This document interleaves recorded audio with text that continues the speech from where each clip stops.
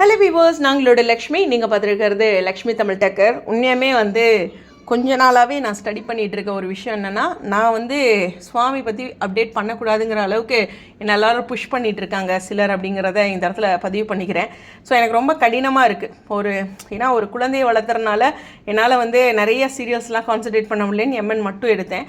என்னால் முடியும். நான் ஒரு 10 சீரியலும் பண்ணியிருக்கிறேன், ஓகேவா, ஒரு நாளில் 2019. பட் ஆனால் குழந்தையை வளர்த்துட்டு அப்படிங்கும்போது ஒரு பீஸ்ஃபுல்லாக இருக்கணும் அப்படிங்கிறதுனால நான் ஒரு சீரியல் மட்டும் எடுத்துக்கிட்டேன். இதை நான் பல இடங்களில் சொல்லியிருக்கேன். பட் ஆனால் இப்போது இந்த இஷ்யூ ப்ரெஷர் பிரணவ் பாதிக்கிற மாதிரி எனக்கு ஒரு கோவம் வருது அப்படிங்கிறதான் ஃபஸ்ட்டு 2 டேக் எடுத்து அந்த வீடியோ டெலீட் பண்ணிட்டு தான் பேசிகிட்ருக்கேன். ஏன்னா நம்ம லைஃப்பில் என்டர்டெயின்மெண்ட்காக பேஷனுக்காக வந்திருக்கோம், ஓகேவா. ஃபஸ்ட்டு பாயிண்ட் அதுதான்.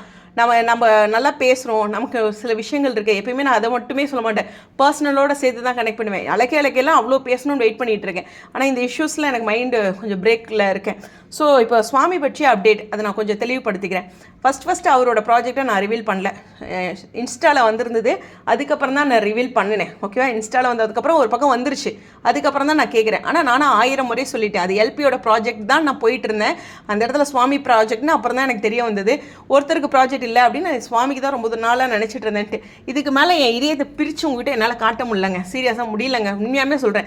ஒரு விஷயத்தை நேசித்து அதை என்னையவே வெறுக்க வைக்கிற மாதிரியே சிலர் கமெண்ட் பண்ணும்போது ரொம்ப வருத்தமாக இருக்குது, ஹர்ட்டாக இருக்குது. நீங்கள் இனிமேல் சுவாமியை பற்றி பேச வேண்டாம்னு ஸ்டாப்னு போடுங்க நிறைய கமெண்ட்ஸு. நான் அதை வச்சு நான் அடுத்த வீடியோவில் ஸ்டாப் பண்ணிடுறேன்னு போட்டுறேன், ஓகேவா. அவ்வளோ தூரம் ஏங்க உங்களையும் ஹர்ட் பண்ணிக்கிட்டு இந்த வீடியோ பாருங்க நானும் பார்க்க வச்சுட்டு ஒரு நியூஸ் எவ்வளோ கஷ்டப்பட்டு கலெக்ட் பண்ணுறோம் தெரியுமாங்க. ஒருத்தர் அமெரிக்காவிலேருந்து ஒருத்தங்க பதிவு பண்ணுறாங்க, ஒரு ஜப்பான்லேருந்து ஒரு மெசேஜ் வருதுன்னா அதுக்கு அவ்வளோ நேரம் காத்துட்ருக்கணும். அந்த ஊர் டைம் படி அவங்க வெரிஃபை பண்ணியிருக்காங்களா அப்படின்ட்டு அந்த டைம் வரைக்கும் நான் காத்திருப்பேங்க. ஒரு சிங்கப்பூர் டைம் வரைக்கும் காத்துட்ருப்பேன்.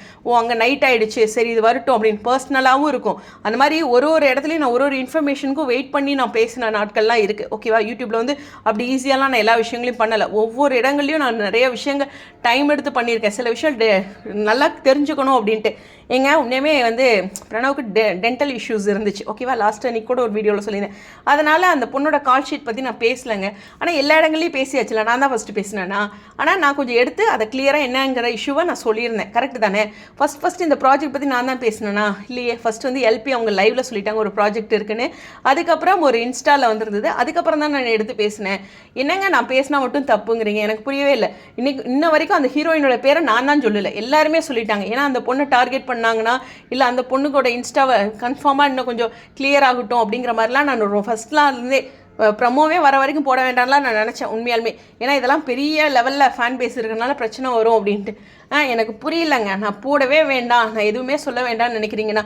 இப்போ கூட பாருங்கள், சுவாமியோட ஒரு அப்டேட் எப்படி ஒரு இதில் கொடுப்பாங்க, ஒரு சர்ப்ரைஸ் இருக்குங்க அப்படின்ட்டு. ஒரு ஆஃப்டர்நூன் சீரியலில் ஒரு கெஸ்ட் ரோல் வராருங்க. இதுதான் எனக்கு கிடைச்ச ஒரு இன்ஃபர்மேஷன். அது நம்ம தமிழ் ப்ராஜெக்ட் இல்லைன்னு சொல்லிட்டேன். அப்படியே நீங்கள் விகா ஃபேன்ஸோட மனசில் வச்சுட்டு சிரமப்படுத்தீங்க. தமிழ் ப்ராஜெக்ட் தான் இல்லைன்னு சொல்லிட்டேன் இல்லைங்க, அது சுவாமி ஃபேன்ஸ்க்குன்னு சொல்லிட்டேன். சுவாமி ஃபேன்ஸ்லேயும் விகா ஃபேன்ஸ் சுவாமி ஃபேன்ஸில் இருக்காங்க இல்லைங்க. என்னங்க பிரிக்கவே முடியல என்னால் உண்மையாலுமே. சுவாமி ஃபேன்ஸ்லேயும் விகா ஃபேன்ஸும் இருக்காங்களே. இதுதான் எனக்கு வருஷம் ஒரு சீரியல் ப்ராஜெக்ட் முடிஞ்சோடனே இருக்குது. நீங்கள் எப்படி கேஎம்னு சொல்லலாம்னு நினைக்க சொன்ன மாதிரி இனிமேல் விக்கானே பயன்படுத்தக்கூடாதாங்க. விக்கா ஃபேன்ஸில் சுவாமி ஃபேன்ஸ் இல்லையாங்க, எனக்கு புரியவே இல்லை. என்னங்க இப்படி பிரச்சனை பண்ணுறீங்க. ஸோ இந்த இடத்துல அந்த இதில் தமிழ் ப்ராஜெக்ட் இல்லைங்க. ஒரு நாள் போயிட்டு வந்திருக்காரு, அந்த லொக்கேஷனை பாருங்கள். ஏன் எப்பயுமே நீங்கள் தானே ஃபஸ்ட்டு சொல்லுங்கள், நான் அப்புறம் கண்டுபிடிச்சி சொல்கிறேன்னு சொல்லுவேன். அப்படி தானே சொல்லுவேன், எனக்கு தெரியுங்க, நீங்கள் எல்லோரும் கமெண்ட்ஸில் சொல்லுங்கள் அப்படின்னு நான் சொல்லிட்டு எவ்வளவோ ரிவ்யூ பண்ணியிருக்கிறேன். எனக்கே ஞாபகம் இருக்குது சீரியல் இந்த பாயிண்ட்டில். இதில் நான் ஒரு முக்கியமான பாயிண்ட் நோட் பண்ணியிருக்கேன்.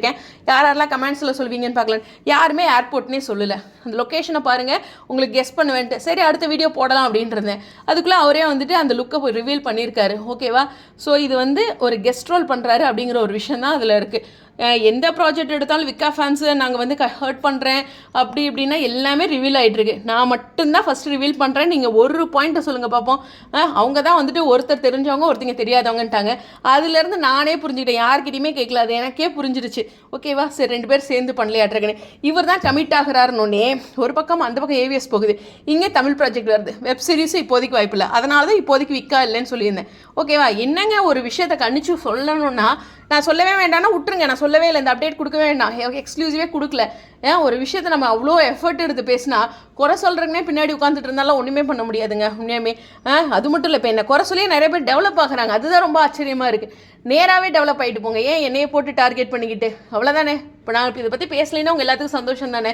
சுவாமி பற்றி அவரோட ஜென்ரல் அப்டேட்டும் சொன்னாலும் அதுலேயும் விற்கான்னு பேச முடியாத அளவுக்கு ஆகிடுச்சு இப்போ, எதுவுமே போடவில்லை. சரி அங்கே தான் சரி அங்கே ஒரு இதில் ஏதாச்சும் தமிழ் ப்ராஜெக்ட் அப்படின்னு சொல்லிவிடுவோமேன்ட்டு பயந்து, எனக்கு நான் எழுதி வச்சுட்டுலாம் பேசலைங்க, அதனால் ஏதாச்சும் சொல்லிவிடுவோன்னு எனக்கு பயம் வந்து, எப்படி என் யூடியூப் சேனலில் எனக்கு போகிறதுக்கே பயம் வந்து நான் லக்ஷ்மி தமிழ் டெக்கருக்கு வந்தேன். இதான் உண்மை தெரியுங்களா, எனக்கு பயமாயிடுச்சு. சரி அங்கே போட்டால் சரி மக்களுக்கு நம்ம பிள்ளைங்களுக்கு கஷ்டமாக போயிடும் அப்படின்னு இப்படி இது பண்ணால் அதுலேயும் வராங்க, நீங்கள் சுவாமியோட போஸ்ட் அங்கேயும் போட மாட்டேங்கிறீங்க அப்படின்ட்டு.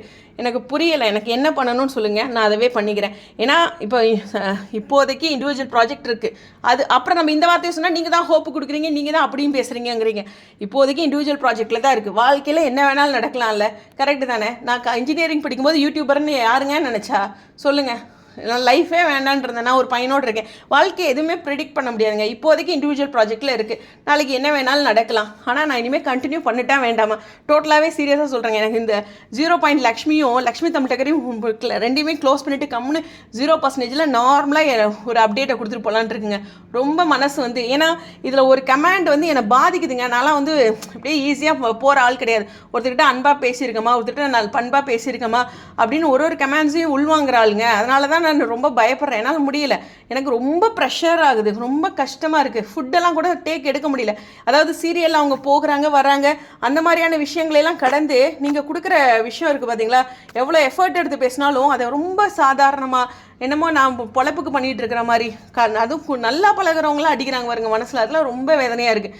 ஒரு சீரியலும் உங்களுக்கு உண்மையே மனசாட்சி தொட்டு சொல்லுங்கள், எத்தனை நாள் ஒரு சின்ன சந்தோஷம் வந்தாலும் அதை பெருசாக்கி உங்களுக்கு நான் சந்தோஷத்தை கொடுத்துருக்கேன். ஆனால் சொல்கிறேங்க, உங்களுக்காக எஃபர்ட் எடுத்து நான் ஒரு அப்டேட்ஸும் கலெக்ட் பண்ணிட்டு வந்து பேசுனா எங்கேயாச்சும் ஒரு பக்கம் வந்திருக்கும், அந்த அப்டேட்டெல்லாம் நான் ரெஃபர் பண்ணிட்டு வந்து பேசினா நீங்கள் ஏன் பேசுனீங்க சொல்லுங்கள் பார்ப்போம். இந்த கால் ஷீட் இஷ்யூ நான் தான் ஃபஸ்ட்டு பேசினேனா, கால் ஷீட் இஷ்யூ வந்துருச்சுல்ல, புது ப்ராஜெக்ட் பற்றி நான் பேசினேன்னா அந்த பொண்ணோட பேரை நான் ரிவீல் பண்ணியிருக்கேன் இது வரைக்கும். அந்த இன்றைக்கி கூட நான் எத்தனை பேஜுக்கிட்ட வந்து எல்பியோட ப்ராஜெக்ட் ஏதாச்சும் தெரிஞ்சால் சொல்லுங்கள் அட்லீஸ்ட் ப்ளீஸ் அப்படின்னு கெஞ்சிருக்கேன் தெரியுமாங்க. எனக்கு என்னால் கேதர் பண்ண முடியல அவங்களோட ப்ராஜெக்ட் பற்றி. ஆனால் கொஞ்சம் கூட மனசாட்சி இல்லாமல் ஒரு தலையாக என்னை டார்கெட் பண்ணி நானே சில விஷயங்களை வெறுக்கிற மாதிரி ஒவ்வொரு இடங்களையும் எல்லாரும் பண்ணுறீங்க. இப்போ நான் என்ன பண்ணட்டும், ஸ்டாப் பண்ணிட்டா, சுவாமியோட கம்ப்ளீட் அப்டேட் ஸ்டாப் பண்ணிட்டா, நான் பெரிய சாரி கேட்டு ஒரு போஸ்ட் போட்டுறாங்க. இந்த கமெண்ட் செக்ஷன் எனக்கு ரொம்ப முக்கியங்க. ஸ்டாப்னு அதிகமாக வந்துச்சுன்னா, கமெண்ட்ஸில் ஸ்டாப்னு அதிகமாக வந்துச்சுன்னா நான் முடிவு பண்ணுறேங்க சீரியஸாக, நான் ஒரு சுவாமிக்கு ஒரு பெரிய சாரி. ஏன்னா அவரால் நான் நிறைய இடங்கள்லேருந்து வந்திருக்கேன், ஆனால் என்னால் முடியல. எனக்கு என்னுடைய இன்றைக்கி ஃபுல்லாக எங்கள் அம்மா என் கூட இருக்காங்க. என்னுடைய நிலை காலையிலேருந்து நான் எவ்வளோ விஷயங்களை ஷாக் ஆகிருக்கேன்னு இருக்குதுப்பா. இவ்வளோலாம் ஒருத்தர் எதுக்கு யூடியூப், இதெல்லாம் ஃபேக்காக போடுறவங்களாம் நல்லா இருக்காங்க. யூடியூப்பில் போய் பாருங்கள் எவ்வளோ ஃபேக் அக்கௌண்ட் இருக்குது. உண்மையாக நேர்மையாக இருக்கணும், பிள்ளைங்களுக்கு பார்த்து பண்ணணுன்ட்டு ஒரு அப்டேட்டை கலெக்ட் பண்ணிவிட்டு, அதுலேயும் ஃபேஸ்புக்கில் எங்கே, இன்ஸ்டாவில் எங்கே, பின்னாடி எங்கே, எத்தனை அடிங்க வாங்கட்டும். நான் என்னங்க அப்படி பண்ணிட்டேன் சொல்லுங்கள், உண்மையாக இருக்கிறது அவ்வளோ தப்பா? சரிங்க, இன்றைக்கி கமெண்ட்ஸில் முடிவு பண்ணிடலாம், ஓகேவா? நான் ஓப்பனாகவே போடுறேன், பேசுங்க.